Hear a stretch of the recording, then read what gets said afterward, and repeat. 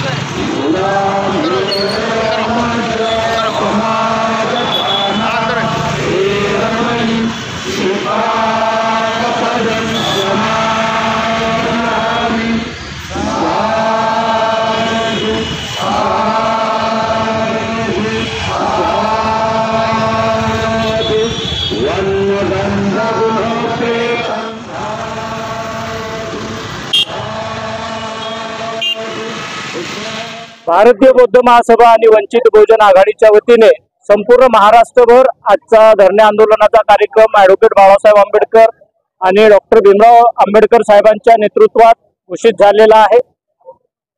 बिहारमध्ये जे महाबोधी विहार आहे ते गेल्या अनेक वर्षापासून पंड्या आणि ब्राह्मणांच्या ताब्यात आहे, ते मुक्त झाले पाहिजे या प्रमुख मागणीसाठी हे धरणे आंदोलन आहे। यामध्ये आमची मागणी आहे की जो 1949चा मंदिर व्यवस्थापन कायदा करण्यात आलेला आहे तो रद्द झाला पाहिजे आणि त्याचं संपूर्ण व्यवस्थापन जगातील आणि भारतीय बौद्धांच्या ताब्यात दिलं गेलं पाहिजे। त्याचबरोबर या महाविहारासाठी विशेष निधीची तरतूद करून तो फंड सरकारने दिला पाहिजे अशी प्रमुख मागणी घेऊन आज देशात आणि परदेशामध्ये जे आंदोलन सुरू आहे भारत बौद्ध महासभेच्या वतीने त्याचा एक टप्पा म्हणून अकोला जिल्ह्यामध्ये हे आंदोलन सुरू आहे आणि राज्यभरात अशाच पद्धतीचं आंदोलन आहे की 12 वाजता सामूहिक बुद्ध वंदना घेऊन संपूर्ण महाराष्ट्रभर याची सुरुवात झालेली आहे आणि आज दिवसभर धरणे आंदोलन होणार।